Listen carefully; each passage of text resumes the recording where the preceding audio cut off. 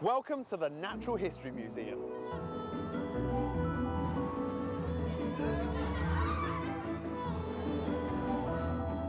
There's one dream that many people working here share, and that's to discover and name a new species. It's a part of the museum's great task to fully understand the complex world we live in. We're all over the museum and on expedition, seeking out life in an unexplored jungle. I tend to shy away from dangerous snakes. Beneath the sea in Sweden. Oh, we found it! We found it! And on the streets closer to home. This time we're hearing stories of great explorers and joining the people that carry on the difficult and sometimes dangerous tradition today, right here in the Natural History Museum, the Museum of Life.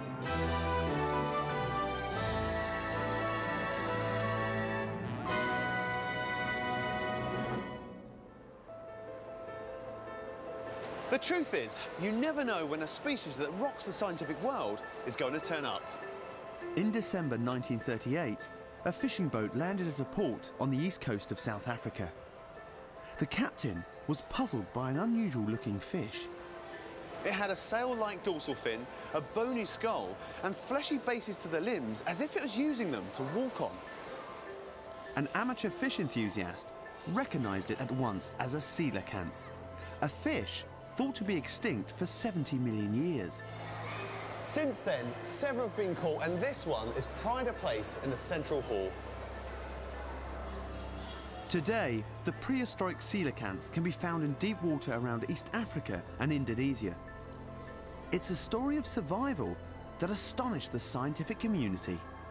And one that shows you never know what's out there until you look, especially in the depths of the ocean, the world's last truly unexplored ecosystem.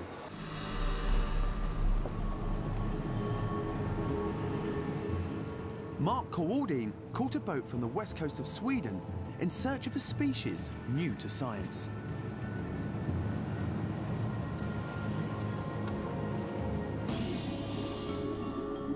In 2003, the carcass of a stranded whale was sunk here by scientists looking at the importance of whale carcasses to the ecology of the ocean floor. When they returned 2 years later, they found a creature entirely new to science that amazingly was feeding on the whale bones.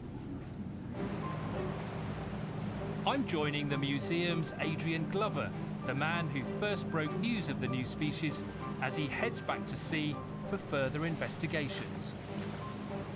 Now that was 6 years ago the whale was sunk. What are you expecting to see? What's left of it today, do you reckon? We're expecting hopefully to see bones on sitting like a reef-like structure on the seabed, is what we hope. Hopefully it's not been completely buried or washed away. Well, hopefully we'll find it. You never know with these things. Oh, we might not even find it. No, I didn't say Oh, that. no. I really hope we do find this whale skeleton, because it's the only place Adrian has any hope of collecting the peculiar species he's recently discovered. Once the boat's in the right spot, it's up to the submersible, or ROV, to go on its search. It's all done by remote control.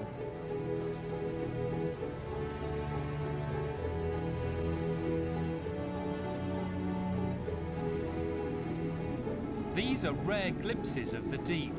We've seen less of our own planet's seabed than we have the surface of Mars. You know, it feels like sitting on the Starship Enterprise looking out at an asteroid. It's quite mesmerising. Yeah. It is, isn't it? It's like a relaxation video. Except I'm beginning to feel sick. Oh, we found it. We found it. There it is. Yeah, that's the skull. Wow. That's extraordinary. This was once a 5-ton minke whale, and its carcass provides hundreds of times more food to this small patch of seabed than it would normally get in a year. It's like an ocean buffet that could support over 400 different species, many of which are new to science.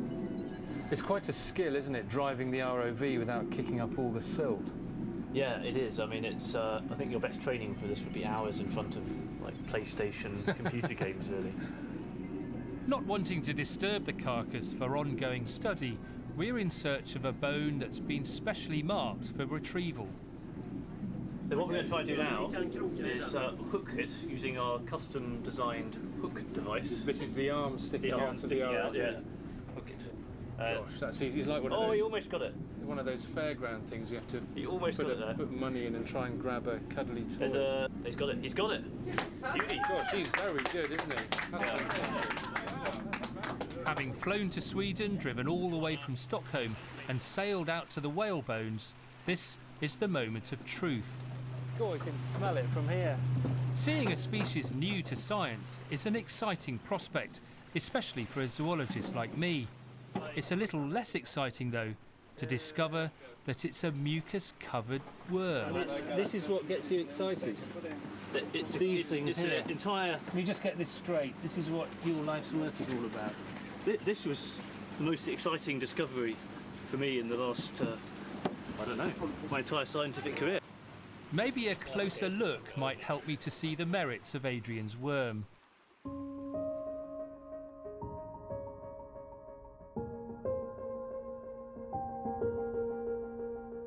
One thing I am impressed with is its name. It's been called the bone-eating snotflower. So, bone-eating snotflower, was that your idea for a name? Well, that's right. It was our idea actually, and if you look a little bit in detail at these animals, you can see that first of all the flower bit, they look a little bit like a flower emerging from the bone. Oh, I can see in this one. I see what you mean. Yep, there's a beautiful one just there, but that's only half of it, or not even half of it, because it's got a root structure. So the plant sort of analogy goes further, if you like. It's got a root structure which goes inside the bone, and it's actually got bacteria inside those roots which are giving it its energy. So as we said before, no mouth or gut, so how's it going to feed? But it's living on a substance, living on whalebone, which is very, very energy rich. So it's living on its food source. What a life, eh? No mouth, no gut, presumably no eyes either. No, that's right. I mean, it's a really strange animal. Adrian's mission is to uncover the secrets of these bone-eating worms, from how they reproduce to the way the bacteria inside them digest the oil-rich bones. But they aren't the only mysterious characters that have been discovered living in this unique ecosystem. Meet the carpet worm, the candy floss worm, and even the snowboarding worm, all specially adapted to live on whale bones.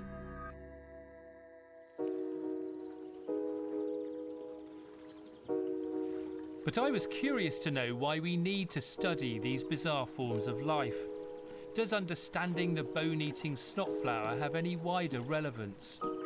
To some people, it might just seem that this is a weird worm sitting on a whalebone. Why? Well, that's how I saw it first of all. That's right. I mean, that's what you think. What it really tells us about is the process of evolution, and particularly evolution in the most extreme environment.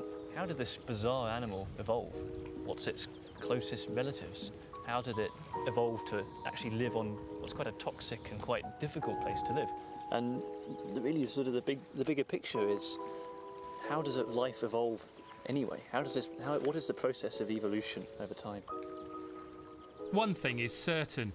At the very least, the bone-eating worm shows us just how little we know about life in the ocean deep.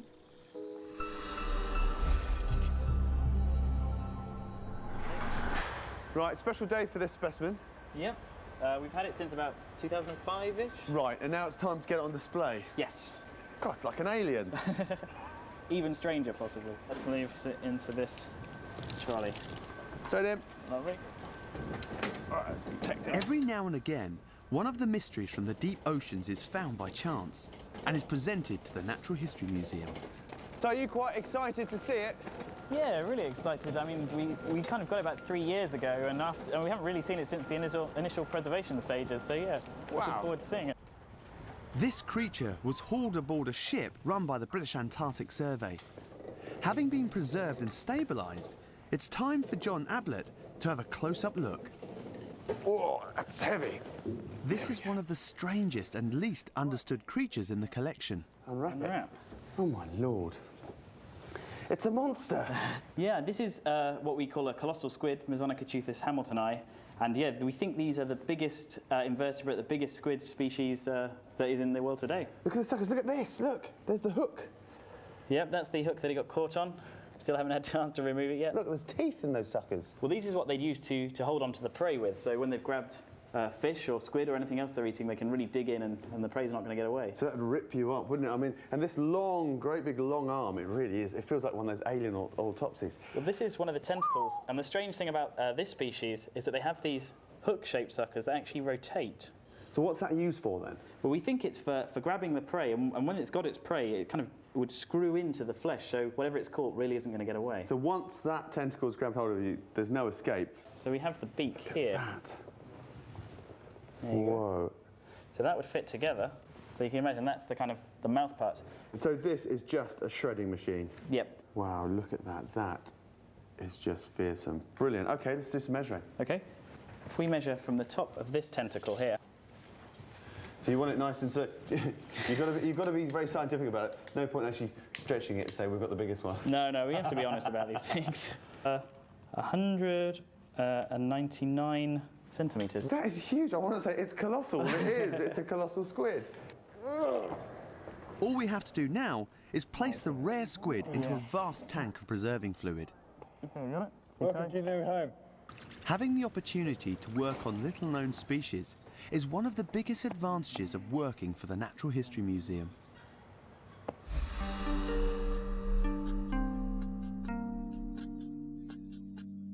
I'm Dinazad Rahim. I'm from Sri Lanka and I'm a land snail researcher.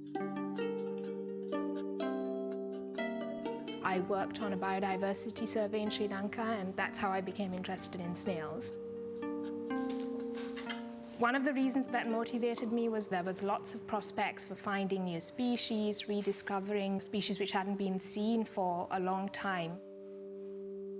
I really enjoy being outside in the field, scrounging about in the leaf litter.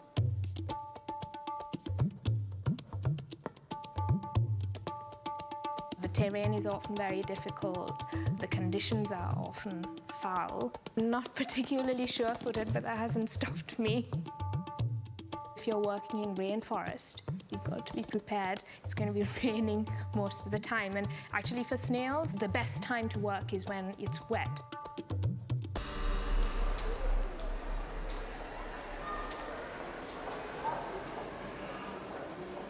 A fascination for life in all its diverse forms is what drives many of today's museum scientists.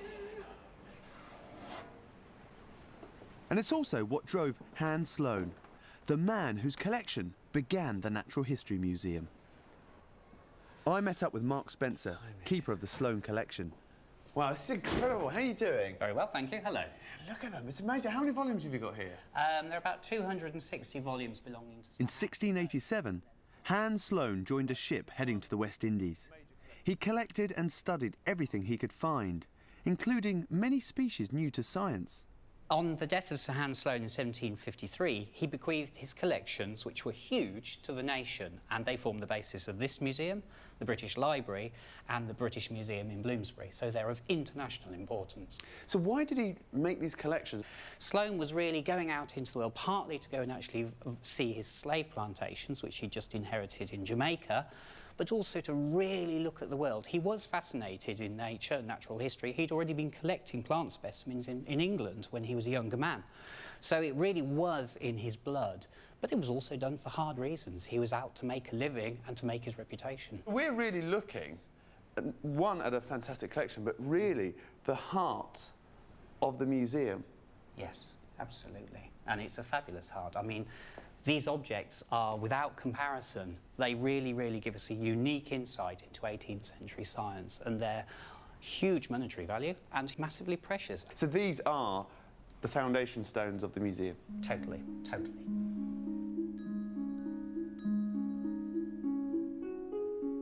But alongside a passion for collecting, Sir Hans Sloane knew that the right discovery could make him extremely wealthy.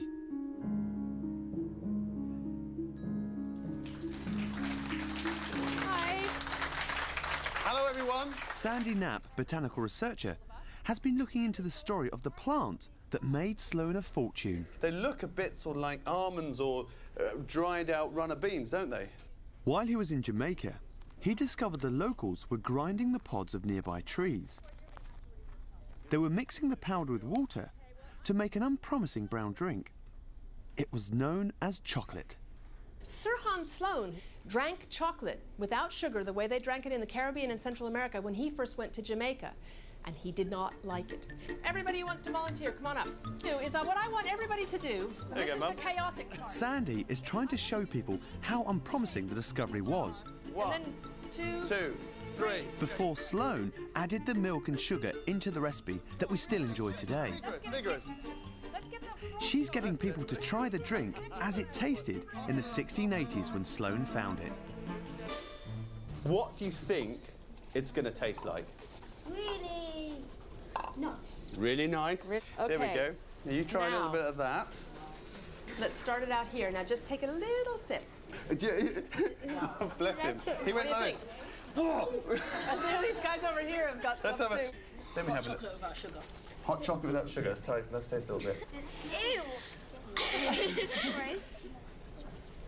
Yeah, that tastes to me like hot, dirty water.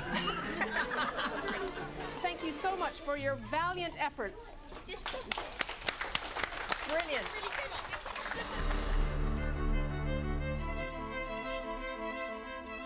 In a museum of natural history crammed full of mammals, insects and dinosaurs, Sandy believes it's easy for plant life to be overlooked. But if you stand by the tail of the great dinosaur and look up, soaring high above is a bold and beautiful structure that redresses the balance. Richard Owen knew that he was making a place for a museum of natural history in all of its guises. And plants are part of natural history, which I think kind of makes the building, because it's the one place in this building where plants are the element of decoration as opposed to just being the background for animals. We don't really know very much about the ceiling because most of the documentation about it has either been lost or never existed. We don't know who decided what plants to put here. We don't know why the plants were chosen to put on the ceiling. So it's a great mystery. Particularly puzzling are these unlabeled panels, known as the archaic panels. I would come into the museum early in the morning and I would look up at the ceiling with binoculars. I think people who came in thought I was a little bit crazy. Some of the archaic panels are really easy to identify. They're common garden plants, a lily, for example. But some of them are a bit more difficult, and there are some that really stumped me. I just couldn't figure out what they were. And the other thing we never knew was where these images had come from. And I was leafing through a book called Plantae Asiatici Rarioris, which was published in the 1830s by Nathaniel Wallach. And I came across one and I thought, that's it. That's the plant. I can't figure out what it was. And I realized that many of the images on the ceiling had actually been copied from this particular book. But even this ancient book doesn't hold all the answers. One panel in particular proved stubbornly cryptic.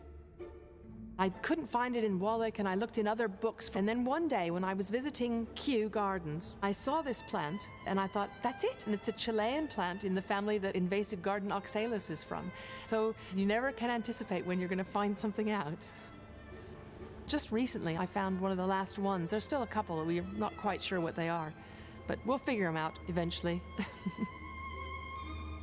Probably my favorite of the archaic panels is one that's a copy of a plate from Wallach, the pepper, where we get black pepper from. And the plate has little hanging, elongate clusters of grapes, and that's what pepper fruits look like. But the artist who did the panel on the ceiling added a curly-cuey bit at the top and put some flowers on, but the flowers are completely wrong. And I like the thought of someone turning a botanical illustration, which is beautiful in and of itself, into a design which is also beautiful, but getting it botanically wrong. I think that's nice. The plants in the ceiling range from the common to the exotic, a seemingly random assortment which perhaps reflects the nature of the museum's own herbarium collection. But for Sandy, the choice was much more deliberate. For her, this beautiful ceiling is here for more than mere decoration. I think they're plants to sort of show what made the British Empire great. It was built at the absolute height of its powers as a kind of colonial and top cheese nation. Things like cotton, tobacco, tea, all those plants which were grown in the colonies and then sold on and really did make the empire. I love the ceiling, but you get a sort of 0-1 reaction. People either say, oh yeah, it's amazing, it's absolutely incredible, or people say, what ceiling? And so you either know it's there and think it's marvelous, or you haven't, you know, craned your neck back like that and looked. It's one of those things that I felt was one of the hidden secrets of the museum. Odd to think that a hidden secret is something that's over the entire top of the museum, but it is hidden in a sort of way, is who looks up?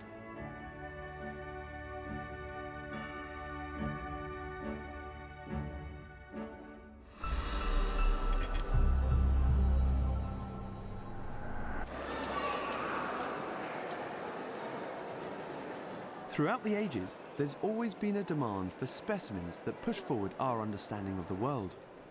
And while the adventure to get them could be highly dangerous, there's been no shortage of people prepared to risk all for the right specimen. Almost 100 years ago, 3 men pushed the boundaries of human endurance in one of the harshest climates on Earth. But what motivated them wasn't personal glory, fame, or money. It was these. The eggs of the recently discovered emperor penguin colony.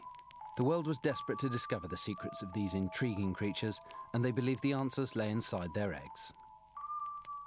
So, in 1911, 3 Brits, Edward Wilson, Apsley Cherry Garrard, and Henry Bowers, set out on a journey that later became known as the worst journey in the world.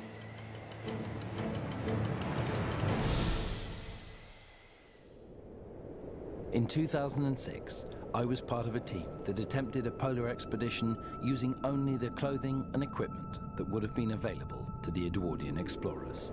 I just sort of feel everything falling to pieces, really. I've now got blisters all over my feet, which are painful aside from the frost nip, which I'm just being a baby about because it's not serious and it's not like they need to be amputated, they just hurt a lot. I discovered how unbelievably hard it is to survive at the poles. Yet while my expedition took place in the summer, Cherry Garrard, Wilson and Bowers were determined to return with the eggs of the emperor penguins, which meant that they had to go out in the laying season, the middle of winter, a time when the Antarctic is in permanent darkness.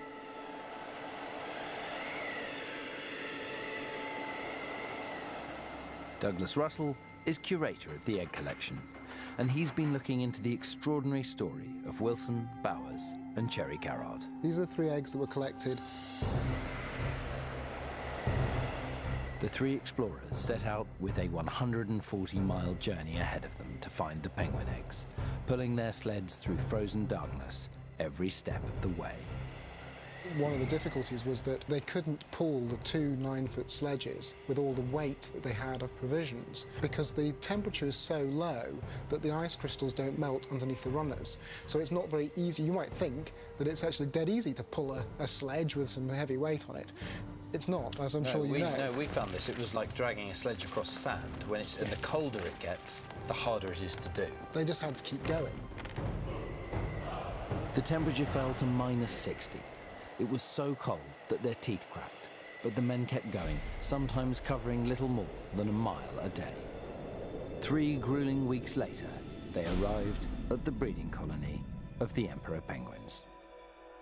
They've just risked their lives for 19 days in order to get to the colony. So the acquisition of those specimens must have been immense, the feeling of relief. Were these the only 3 they were able to collect? They originally collected 5, but they put them into their fur mitts to protect them. And Cherry Garrard, unfortunately, fell and broke his 2 eggs.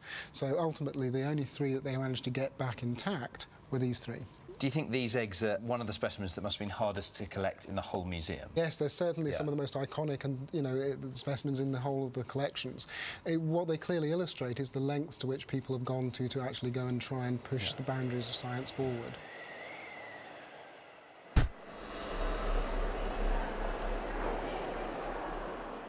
Every item in the collection tells the story of someone who spotted it and collected it.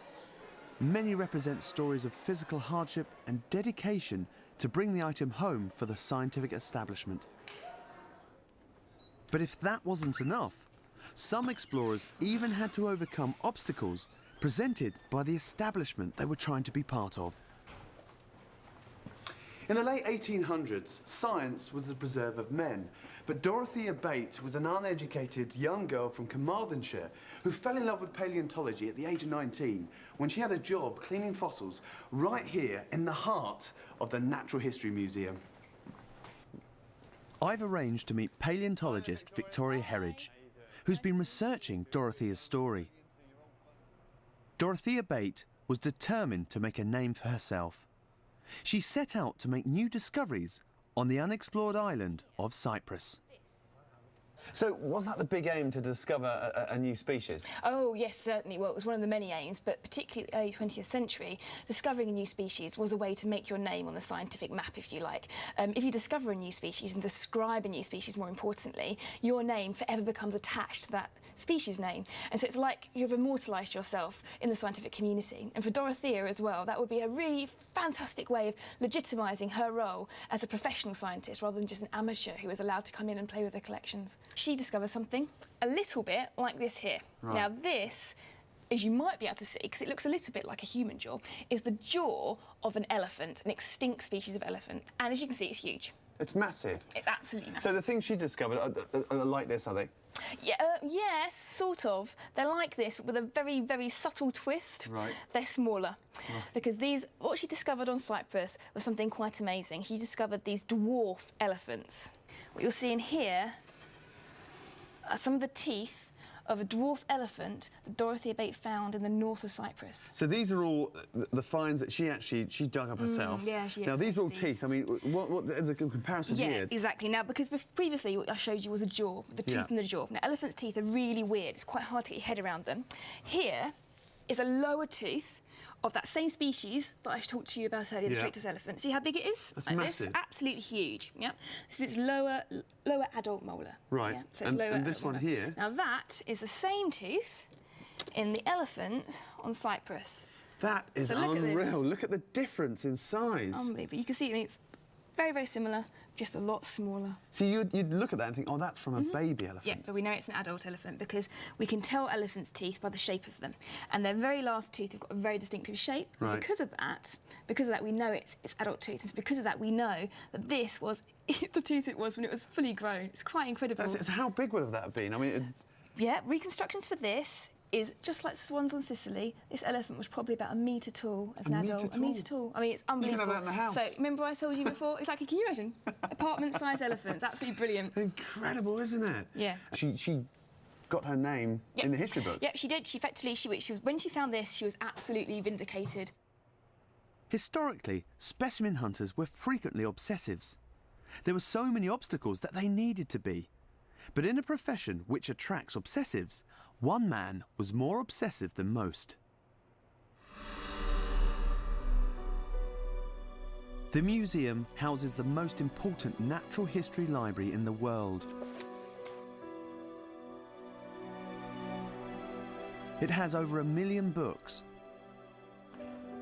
But there is one that stands out. It was the ambitious creation of John James Alderton. He was quite revolutionary in the way he displayed his birds. Here we have a wonderful example of this osprey pursuing its prey, catching its prey. While many artists were painting static posed pictures of birds from specimens in the studio, Audubon was observing the birds in their natural habitat and recording the animals' behaviour in every detail. Audubon's passion and brilliant observational skills led him to notice worrying changes in the natural world around him. He was very concerned about the loss of several species and warned about it in his own writings. The Carolina parrot, for instance, is a species that is now extinct. And this wonderful display here shows that they obviously travelled in great numbers. Unfortunately, the last surviving member of this species died in 1914. John James Audubon realised his lifelong ambition. He produced 1,065 of the most beautiful and lifelike depictions of birds ever created. The value to science is that never before had they seen such magnificent displays of birds, life-size, pursuing their prey, feeding their young, males and females together, with the habitat that they lived in and the plants that they fed upon. That was something quite new for scientists to see. Less than 200 sets of Audubon's books were produced, and only 119 are known to have survived. One recently sold at auction in America for $8.8 million. Audubon's The Birds of America has now become an icon of American culture.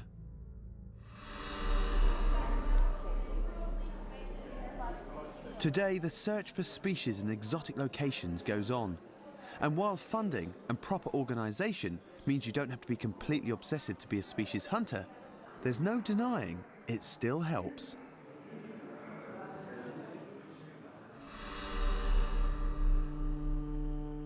The government of Panama is putting together a plan to protect a remote forest in the west of the country from proposed exploitation. Before it can act, the government needs to know what rare and endangered species the forest supports.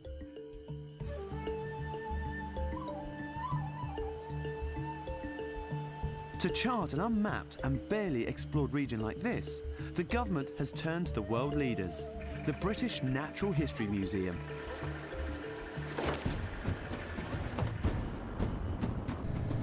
The museum has launched an expedition led by botanist Alex Monroe, a man who knows how challenging expeditions can be.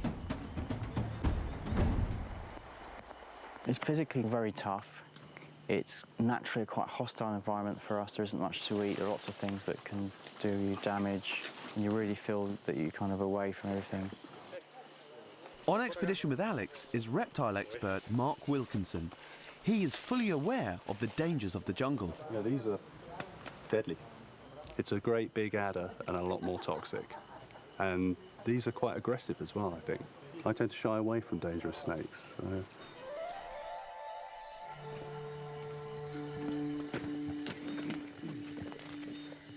The aim of the first day is to collect 60 specimens.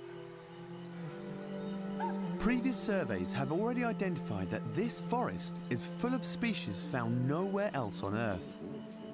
And all of those species have their own unique history, their own unique way of reproducing, of dispersing, of just kind of surviving and keeping their populations going generation after generation for thousands or millions of years. I just find that just completely amazing. For a man who spends most of his time in the museum, Alex is happiest in the jungle. It's quite spiritual. You have all these really tall columns in the forest and kind of interesting vistas. I just find it a really stimulating and peaceful, kind of uplifting experience.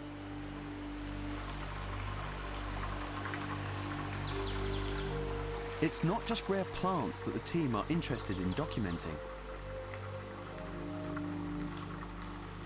Lorenzo has just found this amazing frog called a glass frog, and they're called glass frogs because you can basically see their internal. But hungry or not, there's no keeping Mark from his work. Well, here is one of the largest stick insects I've ever seen. We've seen a few here, but nothing quite as spectacular as this one. And the mimicry of it is incredible.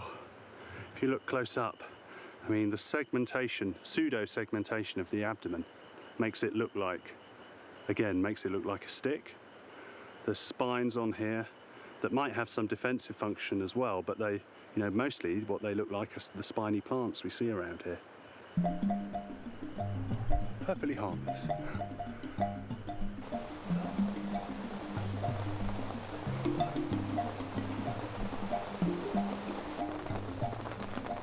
Oh, that was horrible.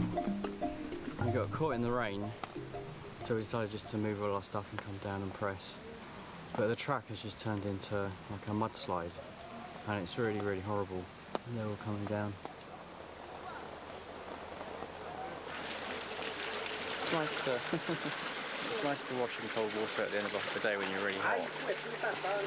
But as you can probably hear, there's tons of horseflies whizzing around.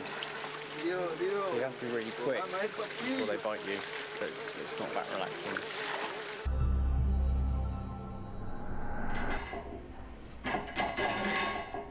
Another museum expedition has just returned from Peru. There's two that we've found so far that we think have a very, very high likelihood of being completely new species. Right. Antiplano. Max Barkley has been looking at the insect life on the forest floor and is now combing through his discoveries. This is a beetle called a bulboceratid, and they live on underground truffles. The expensive things that you get in the restaurant. Exactly, exactly. I can't remember what they cost, but it's an awful lot of money. There's one species in France that actually competes with the locals for the very valuable white and black truffles. We don't know exactly what kind of truffles this feeds on, but some kind of subterranean fungus growing in the rainforest. You've discovered, hopefully, a new species of beetle here. Is there anything else interesting that you discovered? No, well, we've had some very interesting things. I mean, the guys we were working with from America were ecologists, and they were looking at dung beetle ecology, and these are dung beetles. Of course, we all know what dung beetles eat. They eat poo, dung, fecal matter. They do a good job as well. And yes, they're very important in ecosystems because they clean up all the waste. And many of them are very specific about where they live. They'll live at a particular altitude, they'll live in lowland tropical forest, or they'll live on altiplano, whatever. And what was interesting about this ecology group is that they were collecting the dung beetles and they were comparing it with data that they collected in the same place 10 years ago. And when they first arrived, we'd been there before, and they said, oh, what dung beetles have you seen? And we said, oh, we've seen this, this, this, this, this. And they said, oh, you can't have seen that. I said, well, why not? And they said, well, no, we know this place. We studied here. It doesn't occur here. It's a lowland species.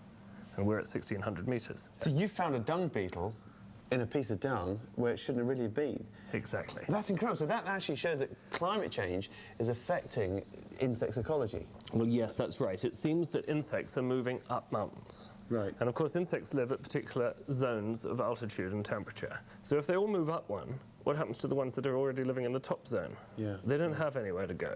So it could be that if the climate were to get warmer, we would start losing species that live on the tops of mountains.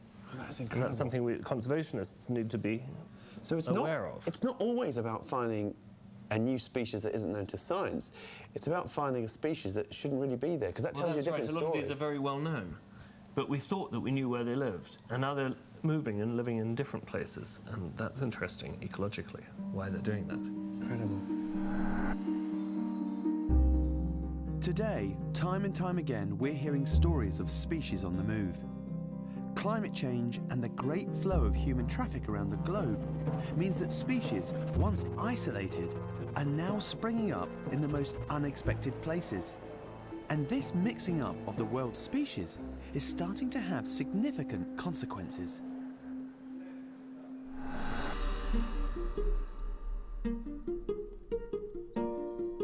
More than 40% of Britain's wild plants are exotic species, introduced by us humans over the last 1,000 years.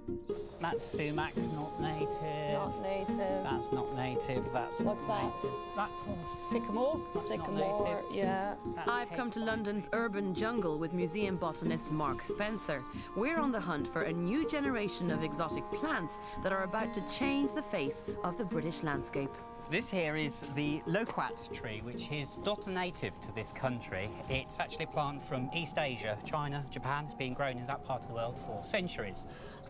This plant itself has actually really just been grown as an ornamental in this country for about 200 years. Nice. And never produced fruit because for many years our climate just wasn't warm enough. So what's different? What's going on now then? It's just beginning to be able to really, in the last 10 years or so, produce a lot of fruit. So, for example, in 2003, the really hot summer we had, I saw trees in people's gardens in London with hundreds and hundreds of fruit. This is the first loquat plant in the UK known to escape cultivation and to be found growing wild. Ooh, take a snip off. Yes. I'm terribly cruel sometimes. So if you just take hold of that for me. Sure, yeah, no worries. sort of bundle all the leaves together into a cylinder. Now take the top half and fold it over on itself like you're folding an envelope over. Really? It doesn't matter if I bend the leaves? No, all we're doing is kind of just temporarily getting it in the press. It's a bit like that, there, now. Mark needs to monitor the spread of these exotic species to see how they'll affect our native plants. At the moment, I wouldn't say that this is a threat to our wildlife. It's just a fascinating indicator that our environment is changing, and changing very, very rapidly. Gardening and food imports have brought hundreds of exotic plants into Britain. And with climate change, it's increasingly common to find lemons, limes, and even avocado fruiting wild each summer. That may sound idyllic, but there is a darker side to some of these recent arrivals. Now, this here is the Tree of Heaven. Okay. Otherwise known to many as the Tree of Hell. Ooh, why is that? Well, we now believe it to be the Tree of Hell because it is really beginning to become a bit of a nuisance. It is now starting to produce active and viable seedlings. Many, many, many thousands of them. And these seedlings are spreading from our streets and gardens onto our railways and into the wider landscape in the urban environment. In its native China, the Tree of Heaven isn't a problem. But in a different habitat like Britain, the insects and diseases that normally keep its growth in check aren't here. How old is this one then? Well, that is, the leaves you can see there is a year's growth. Well, less than a year's growth, several months. These things can grow 3-4 metres in a year, so this is not a particularly big one. In just less than a year, this is how high it can grow, or higher. That's incredible. There's baby down there, so that's just really in its first season. Okay, what kind of damage can it cause to our native plants? It just forms a thicket and actually just covers them. It also has a capacity to do something called allelopathy, which means that it produces chemicals from its leaves, and when rain falls onto it, the chemicals wash out of the leaves and soak into the ground. And these chemicals actively inhibit the growth of other plants. So it's got a double whammy in that it's shading out other plants, and then effectively it's poisoning its competitors as well.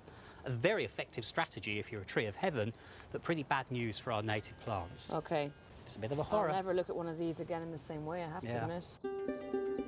The Tree of Heaven has the potential to seriously damage the biodiversity of Britain.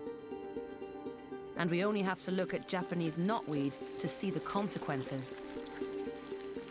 Brought over in the 1700s, Japanese knotweed is the UK's best-known invasive plant. It wreaks havoc with our wildlife and our infrastructure.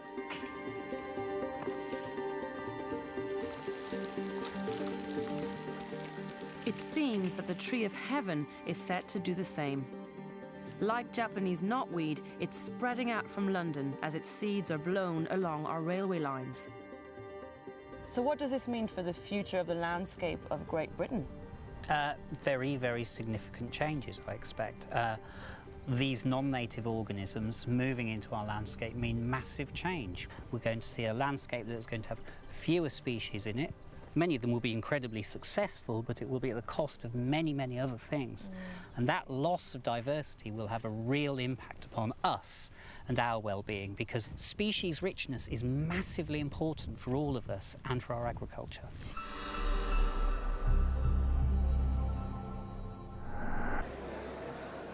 Studying the ecosystem close to home may be less glamorous than heading for an unexplored jungle, but it's no less important or magical.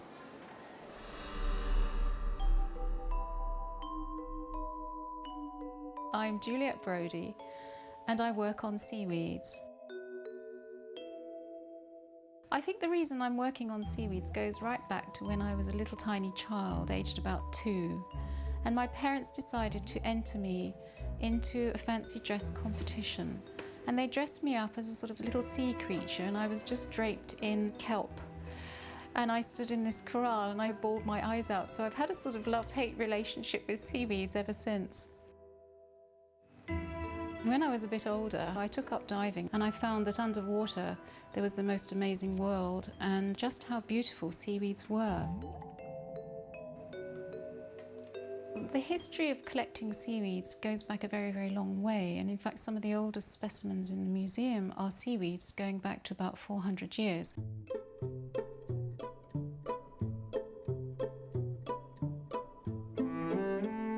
In Victorian times there was a big craze for collecting seaweeds. They would go and collect some of the very, very beautiful seaweeds, and they'd make them into these absolutely exquisite little books. So we know what they collected, and we also know whether those things are still there today. We can also get the DNA out of them, so they're not only beautiful and historically interesting, if you like, for the whole sort of history of the subject, but they are of a worth scientifically as well.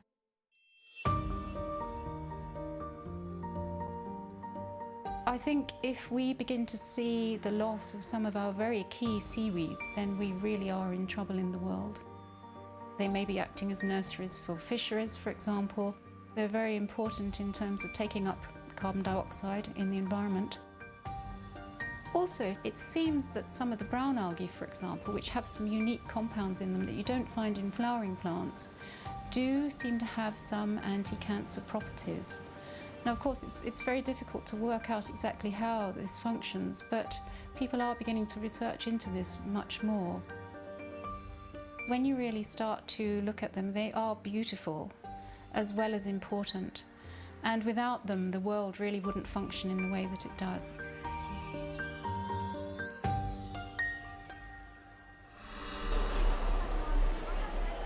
Britain is changing. New species bring new opportunities and new threats. So the museum is joining a pioneering new scheme to try and work out what's going on. Juliet Brodie recently joined a team of scientists hoping to persuade local residents to survey the place they know best.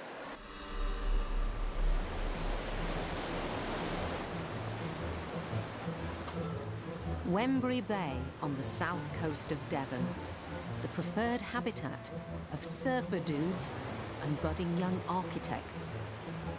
But today, they're about to be outnumbered by an altogether different breed of visitor.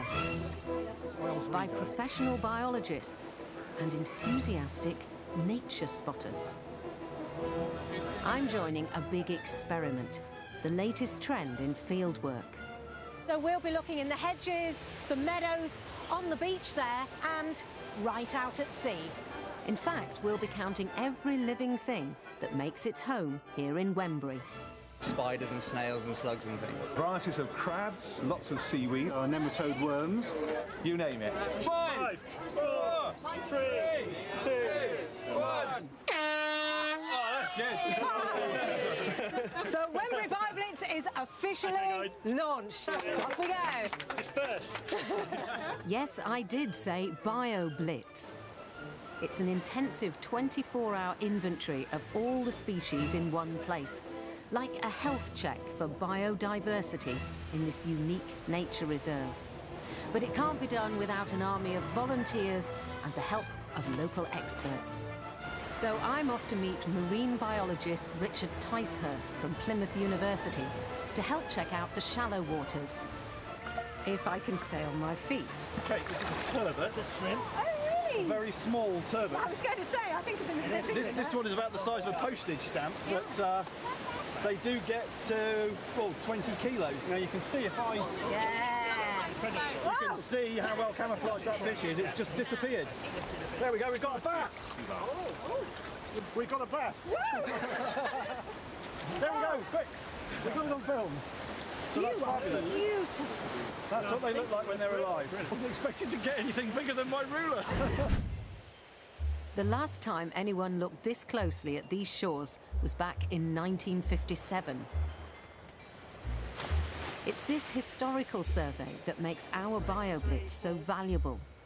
The idea is to compare what we find today to that record 50 years ago. It could reveal if there are any new species invading these habitats and which rare species are still present. Volunteers from the Devon Wildlife Trust are primed, ready to spot any passing basking sharks or whales. We haven't been very successful just yet. Well, the sun's gone in and we have had a bit of drizzle, but we've only got a 2-hour window to look at the rock pools here right at the very edge of the shore, because very quickly the tide is going to come in and cover this again. So the volunteers are hard at work. Was that? Oh, my word, what's that? It had huge, great big pincers. Don't know that I want to meet that one again.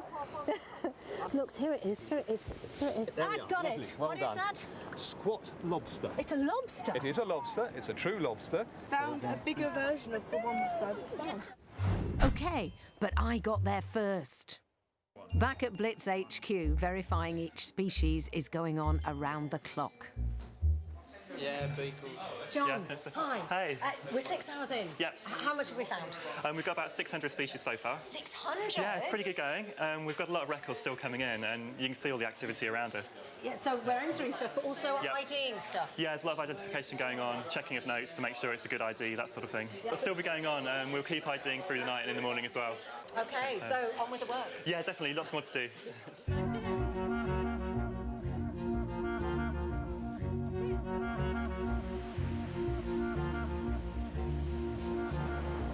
Nightfall brings no rest.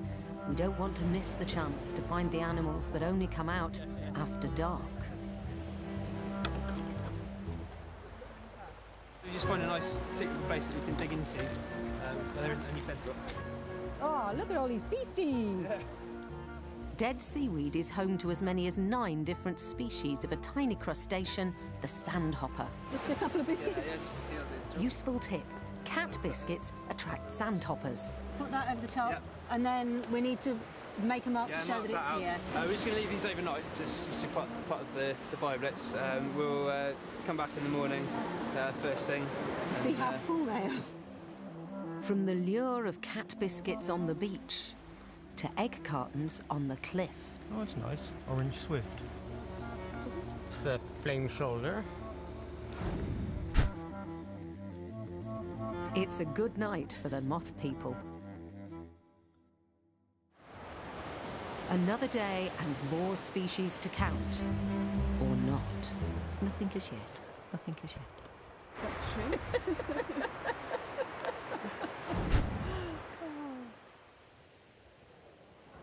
Even before the 24 hours is up, Juliet Brodie is revealing something strange amongst the seaweeds. Well, I'm shocked by the number of non-natives that are here after the last 10 years, and I want to show you this one in particular, which is wireweed. This is one that's come from Japan, and it's almost certainly come with the import of aquaculture products, things that we eat, things like, like oysters? Shellfish, oysters, that sort of thing, yes. Juliet thinks that this invasive seaweed could be having an effect on the native species. We think this is declining. Now, we don't know whether that's to do with the non-native species or whether this is something else to do with climate change or changes in grazing habits of species. We just don't really know. It's big questions like these that the museum hopes the BioBlitz can help answer.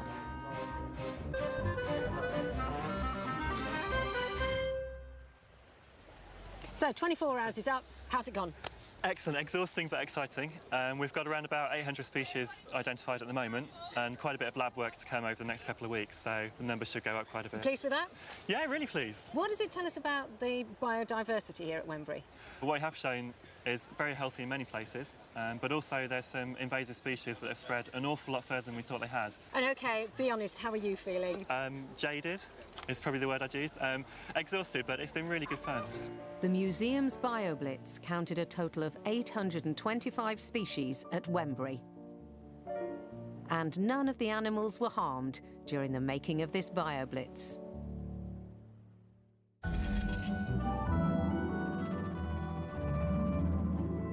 The ecosystems of the world are complex. What we do know is that in faraway jungles and much closer to home, things are changing in ways we do not yet fully appreciate. But every day, we're getting closer to an understanding of what we've got and what we have to do to conserve it, in part through the work being carried out here at the Natural History Museum, the Museum of Life. Next time, we enter the world of all that creeps and crawls. It's protected. I develop a taste for things with 6 legs. Honestly, that's delicious. And we find out how maggots are helping the police. We are entering the world of the planet's quintillion insects.